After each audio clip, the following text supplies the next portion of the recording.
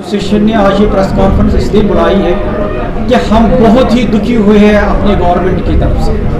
दुखी इसलिए हुए हैं कि 14 साल से भगवान राम को भी वनवास मिला था, 14 साल के बाद उसको भी वो वापस घर आए थे, मगर 14 साल से हम रेगुलराइजेशन के लिए तड़प रहे हैं, ये जाडियो कैडर के लिए, और हेडमास्टर कैडर वाले 11 साल से तड़प रहे हैं।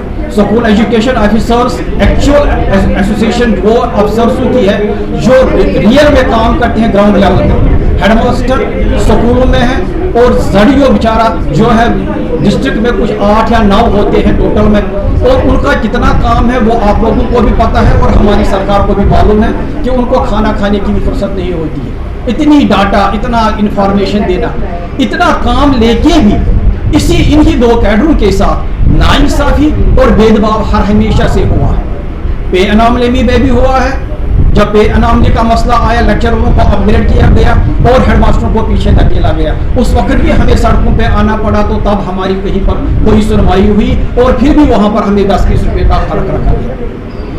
आज जबकि गवर्नमेंट ने 4500 ऑफिसरों को कन्फर्म किया, मगर वो कौन से है? वो लेक्चरर कैडर वाला है, जो मास्टर से लेक्चरर चला जाता है, वो प्रिंसिपल चला जाता है। उनकी कन्फर्मेशन हो गई।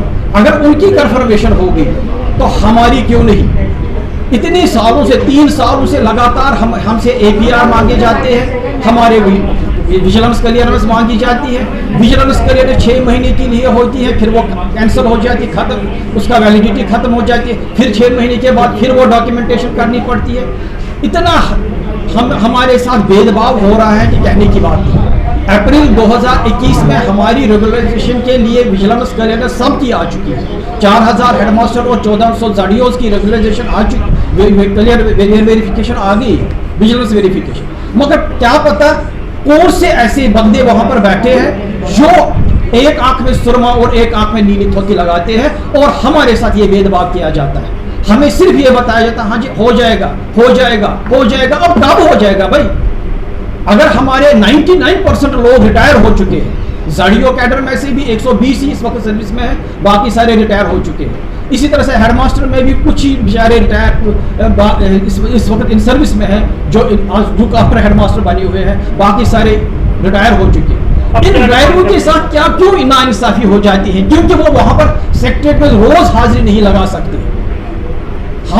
मैं खुद, मेरी एसोसिएशन पूरी की पूरी 17 जनवरी को 2000 गवर्नर साहब ने भी सारी बातें सुनी, बड़ी खुशी हुई हमें उस वक्त कि हमारा मसला शायद हल हो जाएगा। फिर कहा गया कि अब मार्च में हो जाएगा, नहीं हुआ। अक्टूबर में हो जाएगा, नहीं हुआ। दूसरे मार्च में होगा, नहीं हुआ। सिर्फ हमारे साथ यही भेदभाव किया जाता है। और अब ये इतना मसला हमारे साथ भेदभाव किया जाता है, हमें कोई भी एंट्री एडमिनिस्ट्रेटिव डिपार्टमेंट में नहीं दी जाती। वहां पर बैन लगाया गया है कि कोई भी teacher, master, headmaster, principal secretariat नहीं आएगा। क्यों नहीं आएगा? पता नहीं। क्योंकि हम अपनी डिमांडें रखते हैं कि भाई हमें भी रेगुलराइज करो। अगर हम इतनी सर्विस 33, 34, 35 साल की सर्विस देते भी हमारे साथ भेदभाव हो रहा है। प्रिंसिपल, ये रोकलाल जी प्रिंसिपल रिटायर हो गए, मगर मास्टर का तनख्वाह रिटायर भी हो गए, मास्टर का ही तनख्वाह ले रहे हैं। मैं प्रिंसिपल हूँ, हेडमास्टर का ही तनख्वाह ले रहा हूँ और पेंशन भी वही ले रहा हूँ। इसी तरह से 20% ऑफ द जाडियो फ्रॉम द जाडियो कैडर वो बेचारे इस दुनिया से चले गए हैं, यही अरमान लेके कि हमें कब वो बेनिफिट मिलेगा जिसका हमने काम किया हुआ है। इसीलिए